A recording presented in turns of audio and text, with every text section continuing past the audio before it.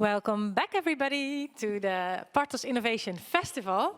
We're really pleased to see you all here again in the room and also online, obviously. The festival and also Partos, there's a lot to do about shifting the power. So this morning, in the morning session, when we talked about the future exploration of Partos, we already briefly addressed it, and now we're going to dive a bit deeper, because I think there's already widespread consensus that in the partnerships for development, there is a need to shift the power, both in decision making, but also in the type of working, the ways of working, and the type of collaboration. And in this session, we're going to dive a bit deeper with some concrete examples. So we're going to we're going to have two initiatives here that are international, that follow the network to action principle. So we're going to invite Ringo, the Reimagining the INGOs, and the Shift the Power movement. And we have the two initiatives, the organizers behind those two initiatives here. So we have Jenny Hodgson and Charles Kojo van Dijk, and they're going to explain us more about these initiatives. Yes, so if you have any questions to either one of the initiatives, please send them in the chat. I'm ready here, so I'll be asking all your questions to our speakers. Fantastic. So maybe I can start with Jenny. Jenny is the Executive Director of the Global Fund for Community Foundation. Jenny, can I invite you, please? Thank you so much. It's a pleasure to be here online and in a room even. Shall I just go ahead and share my brief presentation? If you can briefly explain what your initiative is about, what your purpose is, that would be wonderful. Thanks a lot.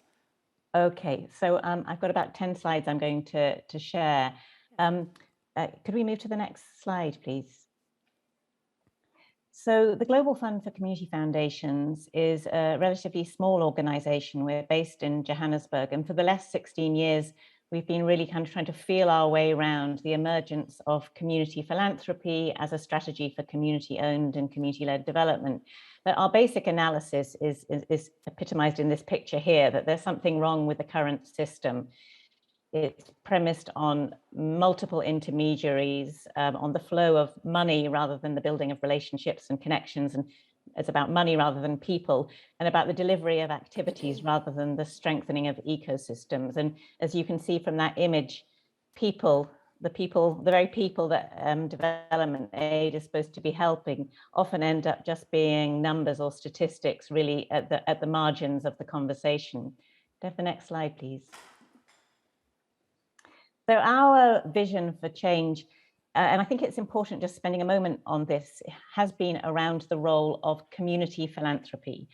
And from that, we're talking about domestic resources, community resources, the notion that all communities have assets, and that when they bring those to the table, it starts to actually challenge the dimension of power. And so in this image, it kind of shows the different elements that we've been trying to straddle. In the top part of the picture, the kind of existing paradigm where money appears to come from far away from sources of power and is kind of dropped on communities, or sometimes it's experienced like that, and who it came from and where it came from seems very far and very, very remote. The notion of philanthropy with grassroots. So here we're really talking about how philanthropy or development aid, who decides how it is allocated. And I think the increased interest in more participatory approaches where community members themselves are at the decision-making table along with the funders, rather than decisions again being made remotely, as I think has been a really interesting and important development over the last couple of years.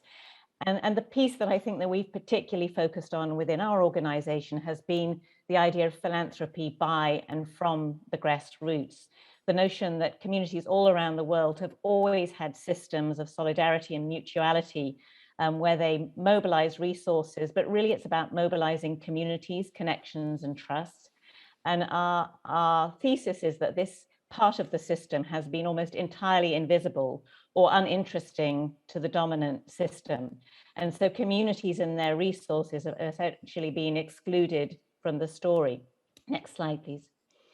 So we think very much in the context of, rather than those chilly buildings in the first slide, the notion of ecosystems, of, you know, civil society organizations with deep roots in the communities they serve, that come from and are shaped by, and maybe they grow their power and visibility amongst other stakeholders, but that rootedness, that legitimacy, that ownership is essential. Next slide, please. And so if you're, I think in the last few years, we've really started thinking about systems change, how we move from this sort of declining, flawed, dominant system, and what the emergent system that might begin to take its place looks like. And there are all sorts of wonderful visuals and ways to schematics to think about systems change. But I really like this one, the two-loop model, which is developed by Margaret Wheatley. And in this notion of systems change, you've got that top loop that looks like a mountain, that this is the sort of the dominant system, and all systems, empires decline at some point, which is sort of in decline at the moment. I think the last couple of years, COVID, Black Lives Matter, the decolonization debates have really shown that the dominant development system is really outdated, and was premised on something that was designed, you know, 50 years ago. And the part that the Global Fund for Community Foundations and many of our partners have been working in is that notion of that emergent system, that new loop that's coming up sort of from the bottom up. I mean, we've operationalized that in very practical terms by working with a network of local funds and foundations, women's funds, grassroots grant makers, organizations that have sort of stepped away from that dominant system and are talking about building local systems, mobilizing local resources. And what a large part of our work has been to try and join the dots between these perhaps less visible actors and organizations that perhaps at the margins of the dominant debate, to join them with each other. And by doing so, to start to kind of create some oxygen and energy around what we start to see as an emergent movement. And I think for the context of this conversation today, with Partos members as being more in the international NGO part of the system, that line, that transition which joins the dominant loop and the emergent loop together. So what do we take that's good and valid in the current system and move it so that it meets and starts to be in service of that emergent system, I think is really the parts of the puzzle that we've been particularly preoccupied with. So a couple of years ago, we held a meeting in London called Pathways to Power. And for that meeting, we deliberately invited people from across the world, from across the development and philanthropy system and civil society, really who were interested in this kind of conversation. What does it take to start to have conversations, to build alliances around reimagining this entire system? And what are the connections? What is the solidarity that needs to be built? Could we move to the next slide, please? So when we were designing this event, and we were very clear, don't come if you want to be convinced, come if you're interested in being part of a movement. So when we were designing the event, we didn't do a call, the usual call for session ideas for a conference. Our call was for people to answer the question, what are some of the areas that we need to look at if we're talking about systems change?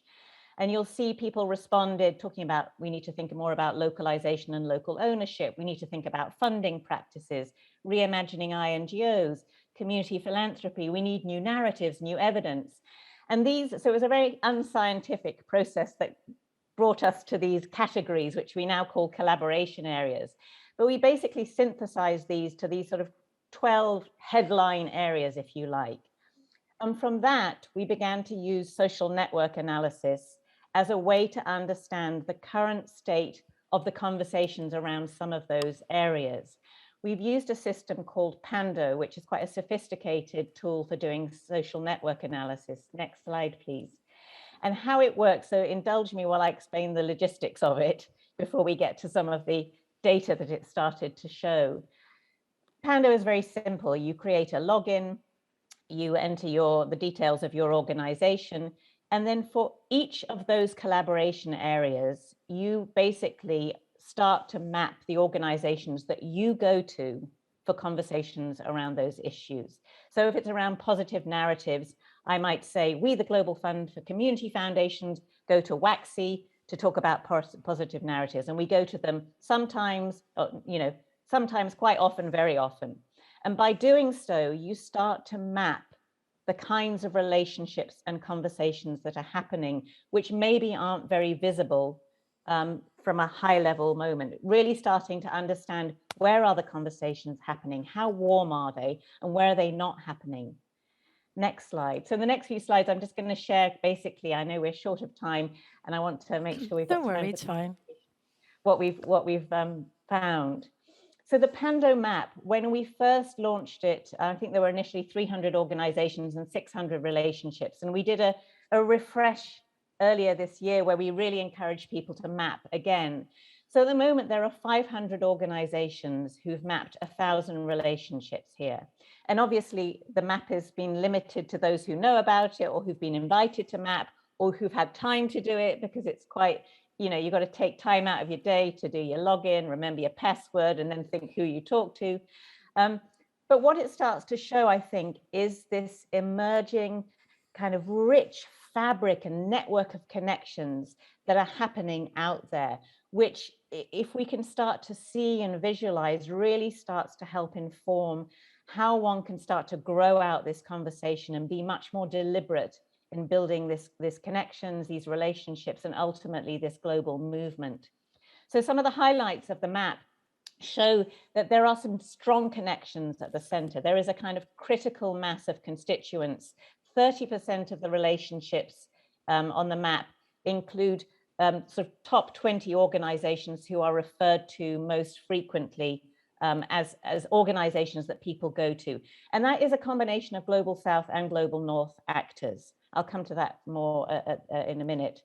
There is a lot of stuff happening at the periphery. So there are smaller conversations, whether around particular topics or in particular geographies, which we can bring in and are probably sources of fantastic wisdom and emergent practice, which perhaps aren't connected to the center yet. So really thinking about how we can find energies that are in this system. There are hubs, and these are either gatekeepers or brokers. And I think this dimension of power is interesting. What's nice about this map is if I, Jenny, say I know 30 people and I show 30 relationships, it depends whether those 30 people say I know Jenny and I go to her, that determines really the quality of the relationship. And I think that's really interesting because it's a way to start talking about the lens of power. So a funder, for example, may show 30 grantees. This is my map. But if none of those grantees in turn say, I come back to this funder to really think about the movement building aspect of this, I think it really shows that that relationship is premised on money. So the idea of being able to understand the extent to which there is mutuality in the map, I think is really exciting. And this data is all still quite new and emergent, and we're trying to make sense of it ourselves. So what I'm showing you here is the possibility. There is less participation from the Global South, and that despite the fact that our constituency is largely located in the Global South. And I would say that I think part of that is that people feel the conversation is happening and they're not really part of it, or they don't have time to spend trying to be part of it. That's somebody else's conversation. So really trying to kind of grow out the rationale for using mapping to start mapping power, and then mapping one's own power and then building power, I think is critically important. We see a number of hubs. We see WAXI is there, the Zambian Governance Foundation, Kenya Community Development Foundation. So there is a new kind of generation of actors from the Global South that are starting to be seen as hubs and leaders that many actors go to. Certainly, we know there's a lot of other stuff that's not happening on the map too. Could we go to the next slide? So a couple of other things that we've seen, some of the areas where of those 12 collaboration areas, there are several where there is a lot of activity and there are some clear resource hubs. So community philanthropy, conversations around shifting the power, interestingly, strategies to counter shrinking space. It seems there are some key actors working in these particular areas. Others where there are fewer hubs, but there are various conversations. So we're calling those active but decentralized. So there are no clear resource hubs, but there's a lot of activity going on. And again, the opportunity here to really start to leverage those different networks and build greater solidarity and mutuality, and a sense that this is not a competition, it's actually around movement building. And I think for our sector, this is a real challenge that many of us, the organizations still struggle with. We're in a race against each other. We're not trying to build a movement. And so you can see some of the ones where that active but decentralized descriptor applies. So funding practices to shift the power. There's some interesting buckets of stuff happening, localization, systems change, and so on and so forth. Next slide, please. And then some of the less active areas, and I think this is really interesting. When we put self-care and solidarity on the map, a few people had said this is one of the pieces that is most missing in our current system. It's too cold, it's too bureaucratic, it's too chilly. And the reality is that actually many of our civil society leaders in the Global South are completely burnt out, and they don't have time to think about kind of building systems, building movements. They're so busy doing the work. I think COVID maybe have changed that. And I'm really interested in seeing actually how can we put this more kind of people-based approach to development at the heart of what we're doing, less about structures, more about people, communities, connections, relationships. And I think, we know that Charles is going to talk about the reimagining the INGO piece of work, and so the opportunity for that to become a more active area. So I think these are, and the reimagining Southern civil society, like actually how the conversation isn't just about changing the dominant system and the behaviors of funders and INGOs, but also spending time going, well, what does Southern civil society look like in the future? What is our best version of ourselves? Who funds us? Who supports us? Who stands up for us? And so I think this really also shows some really interesting areas for us to develop and grow. Next slide, please. So I just wanted to say a word about what we've tried to do with this map and how it's really informing how we can think about movement building. We know we want to kind of create the incentives where Global South actors start to see that actually this isn't just a data extraction process, it's not just another survey, but if you put your data in, you can actually start to locate yourself in a system and understand where you sit and where you want to sit and be more intentional about building those relationships. I think there's a role about trying to find those institutions and hubs and leaders who are playing that connector role and really starting to make that more visible. Movements need leaders, they need bridge builders, they need connectors, they need brokers. And yet again, our system doesn't really create incentives for us to think of ourselves or our organizations in those terms. We're still thinking about our bottom line, our budget, our funding. The opportunity to weave across collaboration areas. So self-care and solidarity doesn't stand alone from local ownership or from new narratives. Actually, how do we really deliberately create the cross weaves where we start to break silos and start really thinking about the fabric of the system we want?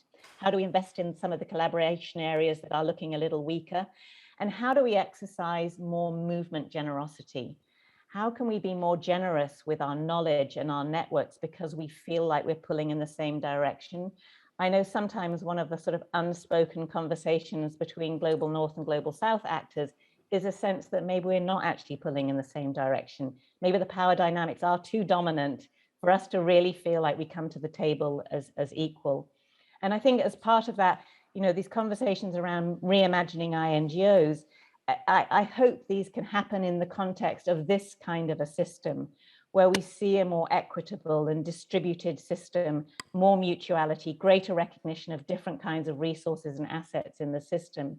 And I put this little slide here around this conference that we organized actually with WAXI, Stargana Foundation, the NEAR Network in collaboration with Save the Children Denmark and Danida, really as an example of actually how we try to operationalize this.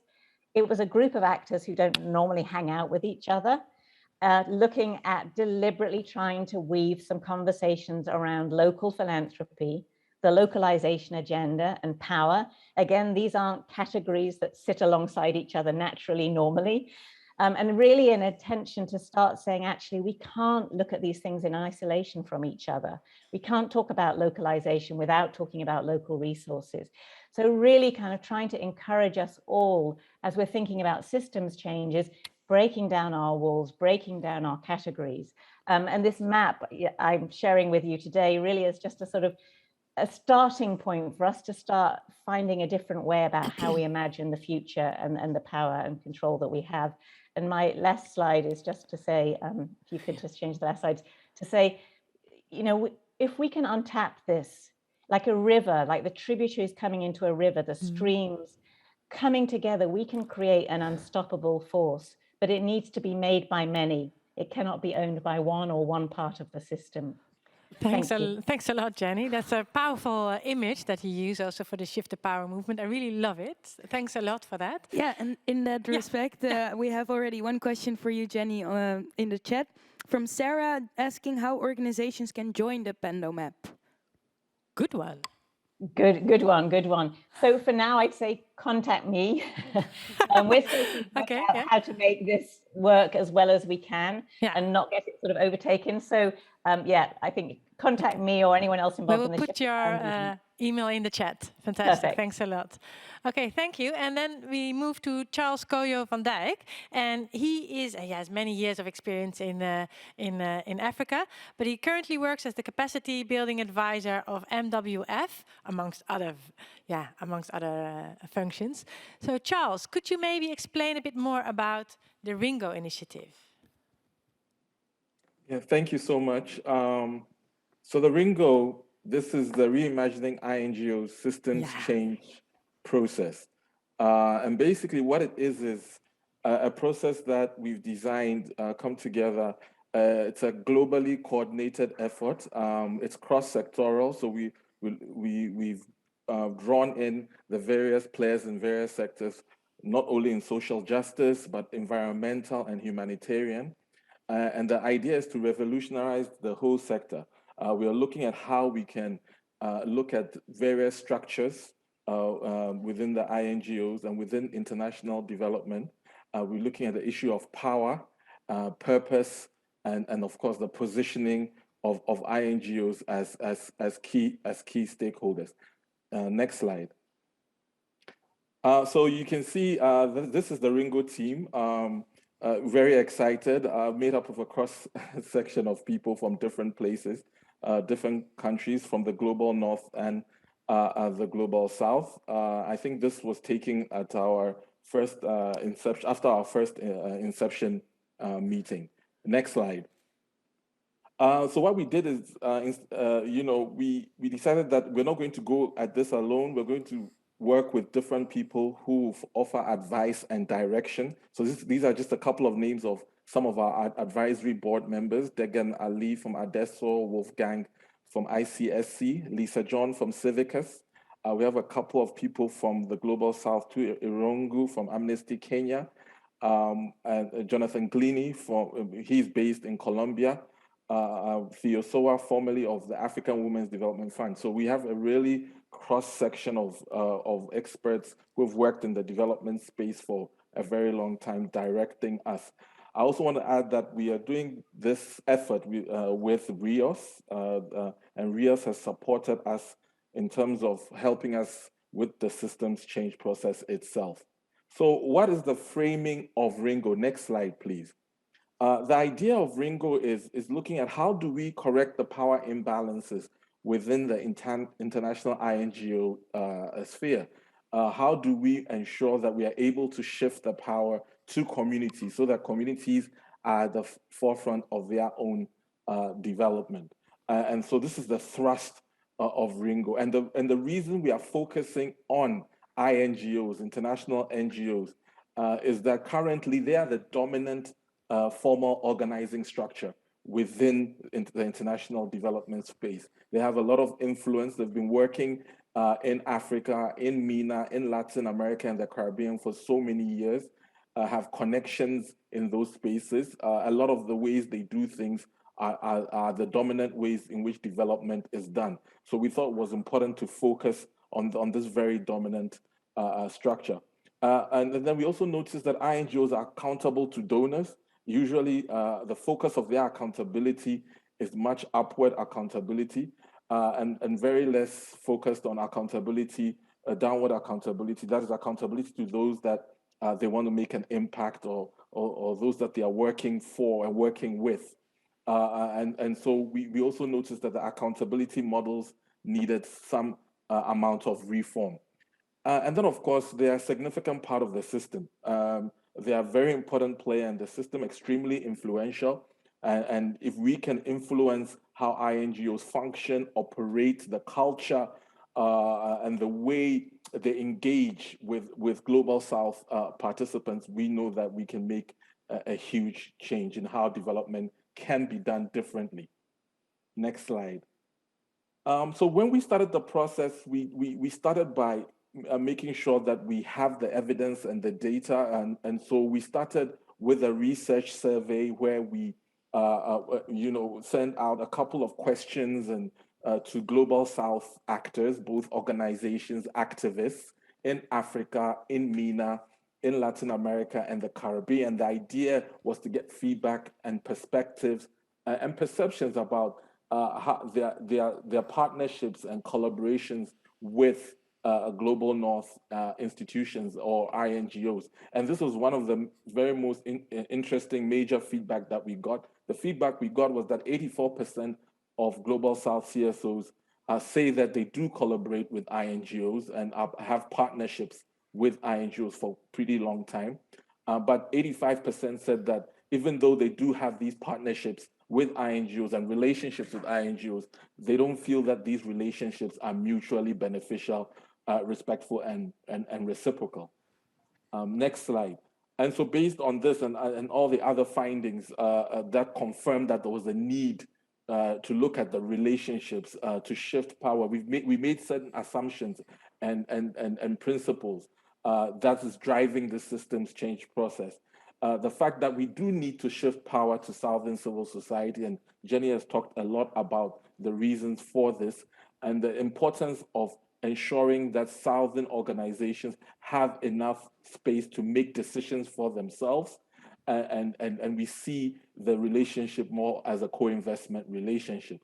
And the fact that INGOs should be working in solidarity with Southern civil society. So working with Southern civil society and not necessarily exerting power over them. That kind of way of engaging and building partnerships has not been effective and has not worked so well.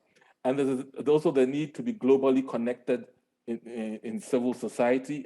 What that means is that the need to go beyond the North-South framing to have a global civil society ecosystem based on fairness, justice, and equity, so that we can have a greater impact on the social and environmental issues that we are all pursuing. And of course, we are looking at this not assuming that the current form of INGOs will be the form that INGOs should operate into the future. We recognize that this may not actually be the form, and maybe the way INGOs are currently structured may not be fit for purpose in terms of the way they intervene. Another principle is that the prototypes or the initiatives that will emerge from the Ringo process will support the emergence of new models. It will also make the global civil society system more robust, more sustainable, more resilient, and more influential. And so next slide. So I just want to now basically just dive into what the process is about, just to give a quick snapshot. So it's a systems change process, and that means we've involved a lot of actors, organizations, and players. And so what we did in the beginning was we got the research done, the survey that formed the foundation and the basis of the work that we are doing. We made sure that we enrolled a diverse group of change makers. And it's important for me to focus on this because the people who make up the social lab are from across the globe. We have representation from the donors. We have representation from the Global South, Southern organizations. We have representations from Northern organizations. We have representations from Africa, from MENA, from Asia, from Latin America and the Caribbean. So we try to get a really great balance of actors with different experiences who either work in the environmental space, humanitarian space, or the social justice space.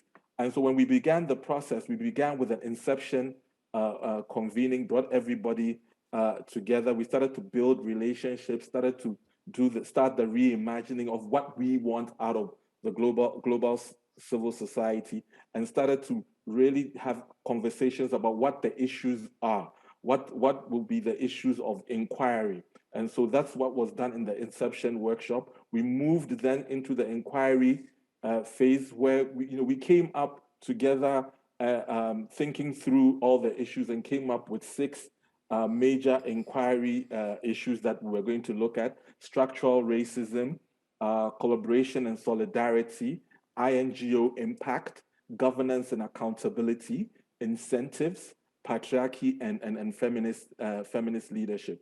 And so through that inquiry process, a lot of feedback, we went into groups, and my colleagues who are on this call, Pascal and Osai, will share some of their experiences that they went through during the inquiry process. Then we went through a sense-making workshop, just basically to look at what are the areas of stuckness, what are the difficulties, why are we not able to transform the system, and what are the areas of possibilities. And so that's where we've got up to, and we're going to move on to the stage where we'll be developing the prototypes and getting organizations to initiate certain initiatives, and also getting individuals to make certain changes within the INGO space. So I mean, this is basically the Ringo process. Yeah, and you So already thank you very mentioned. much. Yeah, thanks a lot, Charles. And you already mentioned 2 of your colleagues, right, Pascal and Osai.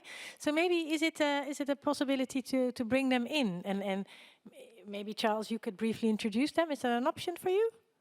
No problem. I think they could do justice by introducing themselves, but I'll just say that. Yeah, go ahead. I'll just say that Osai has been part of the process. So and so has Pascal from the beginning, and they are here to share their experiences of why they what motivated them to join the process, how the experience has been so far, and how they think this process is going to help with transforming the way development is done. So I would like to invite Osai just to share some of her perspectives, and I believe Pascal will do that after. Fantastic. Osai. Go ahead, Osai. Welcome. Thank you very much. So my name is Osai Ojiko. I work for Amnesty International in Nigeria, and being a part of the Ringo process has been quite enlightening. For many of us within this sector, when we hear transformative change, it often has to do with strategy plans, to do with system change in terms of policies, paperwork. So having a process where we deep dive into the real issues, the root causes, why we do the work we do and how we do it is critically important. One of the things that attracted me to the Ringo project was the fact that we were given an opportunity to recreate the world that we want to see, and being part of a structure that we love, we are motivated by, but we are also not blind to its limitations and the challenges that we face in order to grow and to really take our role in the world in terms of development. The other thing was around accountability. Oftentimes, initiatives focus on what feels good, what looks good. If we were to look back at the issue of inclusivity within the INGO space, we will probably give ourselves a green mark and say, yes, we're doing quite well. We have more people in the Global South heading and being part of INGO branches or offices in the Global South and also in the Global North. But has the systems changed? Are the structural issues which conceived the developmental agenda inclusive in language, inclusive in decision-making with regards to what we want to see on the ground and in the local context? And it's also the reverse. For those of us who are traditionally from groups that have been excluded in these spaces, when we get into the INGOs, do we come with our own ideas? Are we given the space to be able to incorporate, to share, to really bring diversity into the decision-making and the work that is being done? Or do we become absorbed and automatically are co-opted into the same systems that we were challenging when we were on the outside, and then makes it very difficult for us to shift and move away from what is known to the unknown. I was part of a cluster titled Incentives, and really it was, what is it that makes us tick? What is it that motivates us as INGO workers or institutions to do the work that we do? And this could be viewed from two sides. One is the personal, because as an individual, there's an interest why you want to serve within the development sector. And then the other is the system. There was a reason why this institution was created, and it has grown even bigger and wider and has branches all over the world. And in interrogating that, it was important to be mindful of others in the room and different voices and different experiences. So in my group, we're diverse in terms of regions. In fact, one of the most diverse, we had people signing in from Australia, and then you have people in America, in Africa, in Europe. And so finding, even negotiating the time to meet in order for us to evaluate and review our work required a bit of patience, required compassion. And these are words that often we miss because we tend to focus more on the work and what needs to be done rather than the care and empathy we need to show for one another. What Jenny also mentioned, right? Yeah. Yes, which Jenny also mentioned, and which I really appreciated as well. And we were able to come up with ideas and identify and map out areas. But it was difficult. There was a block. And the block was we'd gotten accustomed to what already exists. And what Ringo provided for us was a creative space and alternative ways to reflect, to collaborate, and to be able to test those ideas with ourselves and with other INGO colleagues. Thank you. Wonderful. Pascal, can I also invite you? Sure, and great to be here with my colleagues as well, and with all the others. I'm Pascal Richard. I work at Coyle on localization, Southern leadership, and shifting the power as well. I was one of the participants in the Ringo project as well. And maybe just to speak about my experience a little bit, I think you asked why did we join? To me, it's basically because it's a necessity. It's really speaking about what Jenny was speaking about, that bell that is going down and the curve that is coming up, and that link. And Ringo offered to me a link to make that link between the old, which I do believe will be disappearing as well, and the new possibilities that are emerging. So it offered really what Osai, and I think what you heard others as well share, it offered a creative space for us to engage together, to exchange. And it's something that is quite rare in my experiences, is to go not only at the analytical level and where we go and write papers, etc., but to cover both the individual. And it was excellent facilitation. I have to say, one of the things that I think will bring Ringo to success is a really excellent facilitation process that drew you in individually, was looking as well at the systems that we work in, but as well was looking at, well, where are the real areas of change that we can build on around that. And to me, that attention to process and to connections and networks that Jenny highlighted as well, to me is one of the key ingredients that I think makes Ringo really outstanding and a really interesting process. With one note, maybe at this stage, indeed, you heard all process descriptions. So we're not yet at the action part. I think we're all looking forward towards that, but that's still to come. Fabulous. Thanks so much also for giving this inside view. And I'm sure there will be loads of questions also, so please go to the chat. But maybe to start, because we are talking about the redistribution of power, I was wondering, everybody always wants to collaborate or coordinate with, but doesn't want to be coordinated by. How do you deal with this, possible challenges related to power within your own initiatives? How do you deal with that? Silence. I have to. No, online. I have to point you. Sorry. Normally I would look at somebody. I'm sorry. So maybe I can start with Charles. How do you deal with your internal potential power-related challenges? Yeah, I think that's a very, very, very good question. I think at the beginning of Ringo, what we tried to do was when we first had the inception meeting, we made sure that everybody came in there had an opportunity to share their perspectives, the opportunities to talk to each other, each individually in smaller groups, and basically share some of their own perspectives, their challenges, some of their frustrations, what some of the contradictions were. We're very forthright in terms of where we sit. And so, of course, if you're sitting in the global south, your experience is different for probably those who sit in the global north. And so we allowed that kind of exchange because for us, the process in itself is as important as what the outcomes will be. And we wanted to make sure the process in itself was empowering and not disempowering to others. And so everybody had an opportunity to speak. Everybody had an opportunity to participate in the process.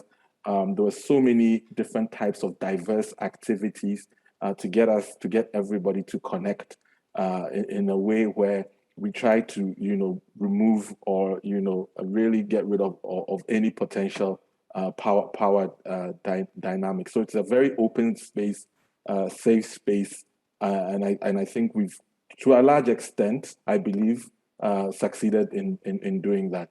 But I'll also love colleagues who have actually been through the social lab much more thoroughly than I have, to give their perspectives on that. Yeah. Yeah, so maybe Osai, could you explain how you have experienced it so far? So the experience has been quite empowering. I think the different methods and facilitation techniques that were adapted in Ringo helped to encourage that. Yeah. So you had the one-to-ones and then the smaller groups, and then you formed a core group that you meet with regularly. And so in that process, you begin to understand each person. And we start each session with becoming. So you come into the session and then you talk about what is bothering your mind at that point in time, and then you pack it, and you know that you're in a safe space where you can share and where your opinion would not be judged. I think that was really critical because in this world of policies and terminology, people can misconstrue people's intentions and behaviors. So having that becoming experience was very refreshing. So you start the conversation empty. Yeah. And then Oh, wonderful. And it's actually also what Pascal also mentioned. So one of the successes is the way you facilitate the entire process. So well done. And maybe Jenny, with you it's also mapping the initiative, but do you experience any power-related or coordination-related challenges already? So, we didn't set out to create a movement. You're right. It's more visualization. But Shift the Power kind of came out around the Global Summit on Community Philanthropy in 2016, and it was actually the convening of 400 people from different parts of the world coming together and saying, actually, we are a thing, we are a community, we're a family, there's energy here. So it kind of, I think, we are a grant-making organization, so clearly we have some money and we have some power, and we can use that we can use that to build to what we're doing, but we shouldn't confuse it for trying to think about how we create the conditions in which a movement can emerge. And I think over the last year we've tried to move Shift the Power into its own space so it can be owned by, curated and built by many. That's the only way that it will work. So I mean, not just from a reflection on our own power dynamics, but actually how social change happens, it has to be owned by many. So I think it's just something we're constantly thinking about and grappling with, and it's part of the whole journey. Yeah, I can imagine. And this morning we briefly, in the future exploration, we also touched upon shifting the power. And there, the audience joined the Mentimeter, and what they said would be very important, or would have a lot of impact, would be if there would be a redistribution of power also between NGOs in the Global South and the communities that we are serving. In what way are you addressing that redistribution of power? Could one of you, maybe Pascal, dwell a little bit upon that? Well, thanks. Well, I'm working for an NGO in the global north. I know, but maybe partially, you are also addressing this. I can imagine that with your partner organizations and within this movement, you might have special attention for that element as well. Sure. I mean, within the Ringo group, I was in one cluster which was looking at solidarity and cooperation. So it was looking at that as well. I mean, whose solidarity are you speaking about, and with whom are you cooperating? So it's something that has come up as well in terms of for example, questioning legitimacy of actors from the global south, but as well organized NGOs in the global south as well. So it is one of the areas of inquiry as well. One of the questions that was being asked to NGOs like us is if we're not kind of recreating mini-me's in the global south, the way Osai was mentioning also. So yes, absolutely, it's been on the table in terms of ways to address that. I think areas that were possibly identified is things like Jenny was mentioning is building on the available resources and powers in communities as well. But there hasn't been, let's say, a definite answer coming out of the Ringo project. I can imagine. Now you're starting and you're evolving. So yeah. And anybody else would like to respond to this question? I can jump in quickly. So Amnesty International Nigeria is registered as a separate entity in Nigeria. So there's always this confusion. Are you an INGO or you are a national organization? And this dual nature also comes to play with partnerships with local groups, because is Amnesty a competitor or is Amnesty a supporter and a facilitator? So one way that the Ringo process has also helped me in processing this relationship is to take a step back and to look at the added value. Where would the added value be? Rather than coming in and leading automatically or taking over the conversation, what is the added value? And is this something that is requested? Or is this something that is invited? Or is there a need? And how are you ensuring others can be on the same table with you? So it takes a bit of humbling, but we realize that in order to be impactful on the ground, the local partners have quite a lot of access and knowledge that we too should also be listening to. Thanks. Clear. Hey, maybe are there already questions from the audience? Yeah, there are two questions in the chat for Charles. Anna is wondering if INGOs are still largely based in the global north. So does an INGO mean northern INGO? And Linda would like to ask if you could also explain a bit more about the structural racialism part. So I think those are two questions for you, Charles. Yeah, sure. So of course, when we're talking about INGOs, yes, of course, we're mostly talking about northern organizations, but I mean, there's recent phenomena of INGOs that are actually southern based or grew out from the southern parts of the world. But mostly we are talking about northern INGOs who, to some extent, may have registered nationally or not, but work in the global south. And then structural racism. We're looking at issues, for example, the impact of colonialism, the impact of race relations on the system, on the way things have been done, on the way the aid architecture has been structured and delivered, on issues of representation within the INGO space. So looking at leadership, do we have enough representation of people of color on the top levels, especially the boards and senior management within the international development? And to what extent can people of color access some of these positions just based on what the requirements are? So those are the issues we are looking at when we talk about structural racism. So how racism is embedded into the system and actually influences the way the system itself functions. Thanks a lot. I also have another question, maybe for you, Jenny. I mean, when we're talking about shifting the power, you can look at the different levels. You can look at the individual level, at the organization level, and the system. Sorry, there was some background noise.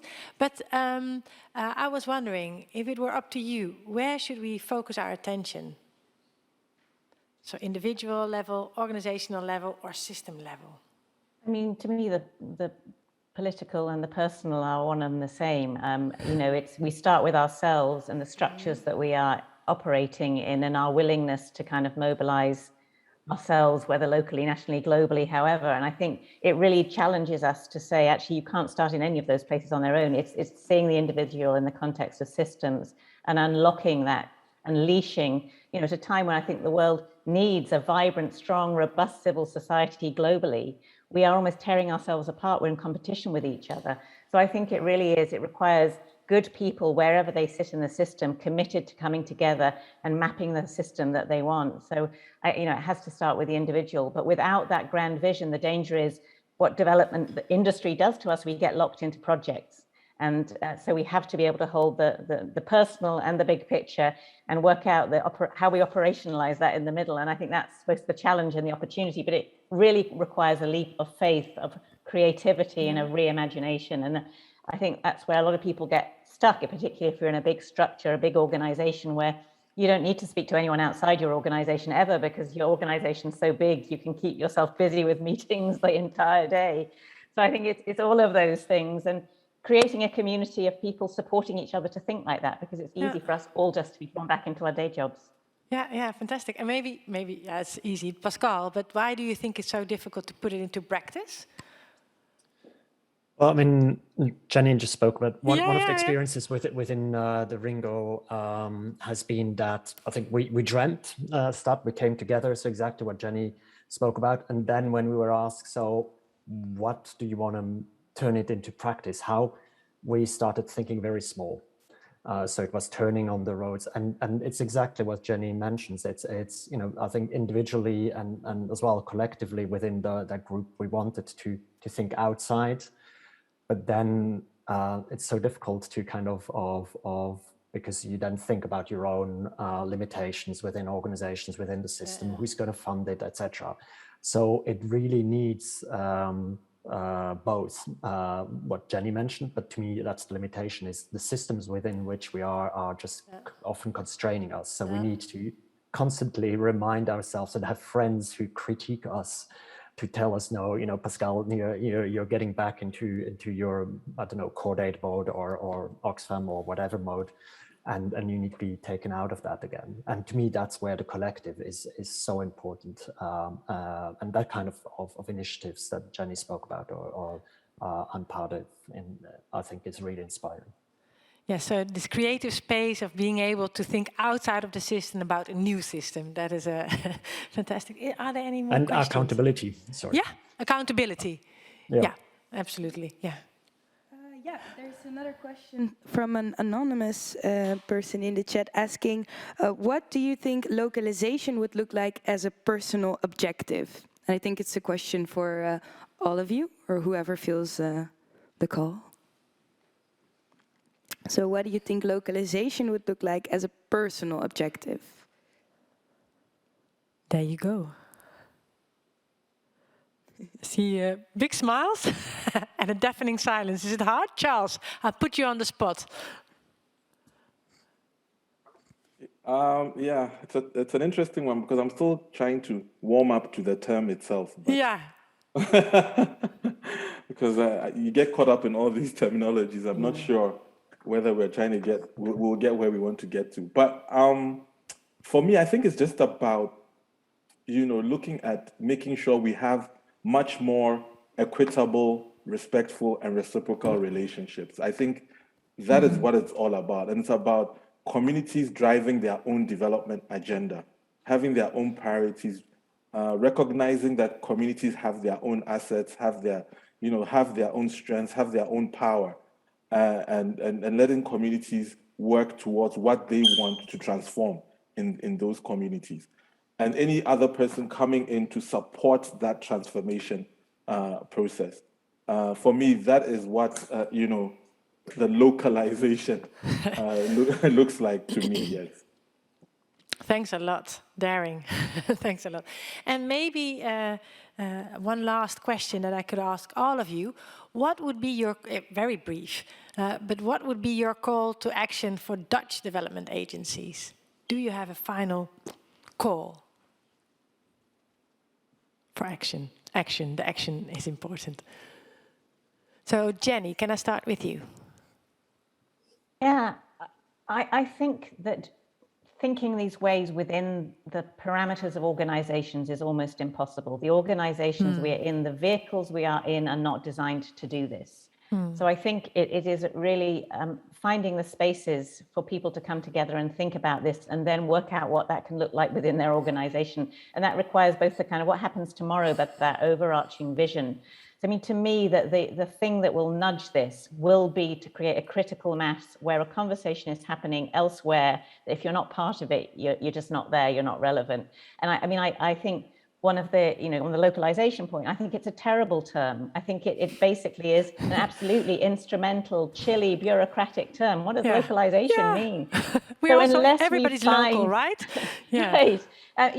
So unless we find the spaces to actually dream and imagine with humility and actually carve out the time and the institutional commitment to do this, we will all just be making slight incremental changes and nothing will happen. So I think there's a moment of boldness, and the more of us that step together and say, let's be bold, the less terrifying it becomes. That's a beautiful one. Osai, a very brief one. Call to action to the Dutch development agencies. My call to action is we're all interconnected, and so we are part of a whole. And there's a lot of aid dependency and donor dependency and donor-driven processes and projects. So we need to move more into being people-oriented and focus on trusting and giving the liberty to our partners that they will choose the right thing and they will do the right thing with regards to what needs to happen in our communities. Nicely said. So Pascal, what would be your advice to your colleagues or to yourself or to your own organization maybe? I mean, one is we need really to develop a listening attitude, which often is missing, I think, in our sector. We're all experts. The second one is that we should really, I'd say, get together not only amongst us INGOs, for example, but as well with the Dutch MFA to see how to really shape this. And to me, there's a momentum. And if we're not taking it, we're going to be irrelevant over a couple of years. Thanks. And Charles, the last one, very short. Call to action. Yeah, just to build on what everybody said, I think some of these initiatives that we see, there needs to be more investment in them. So more investment in innovation and disruption. I think we need to disrupt the system before we all get disrupted. So that would be my advice, that the Dutch government build on the power of voices and even becomes even more bolder, more daring. And I believe that we'll get somewhere. There you go. And before you go, we have a lot of questions in the chat asking where people can follow the Ringo project, the results, and how organizations could join if they're not already a part of it. So is there a way where people can catch up? Yes, so, I mean, the Ringo page is on the rightscolab.org/Ringo. We have all the materials there. All the things that we have done. There's an opportunity to fill a form and, actually, give us some sort of feedback on what you want to do, what you want to contribute, how you want to be part of that process. But apart from that, we are organizing some action, what we call action pods. Basically, there are conversations that we are having with different sectors. So people within social justice, within the humanitarian, within the environmental sectors. We're also having a global South conversation so that we can get more feedback from outside the social lab. That will also then influence the process as we move forward. So there'll be opportunities for people to engage, and so we'll be coming out there when those processes take off. Thank you so much. We'll put it in the chat. we have to go now. Thanks a lot for Okay, your thank you. participation and for your wonderful insights. And yeah, let's get going. All right, thank you so much.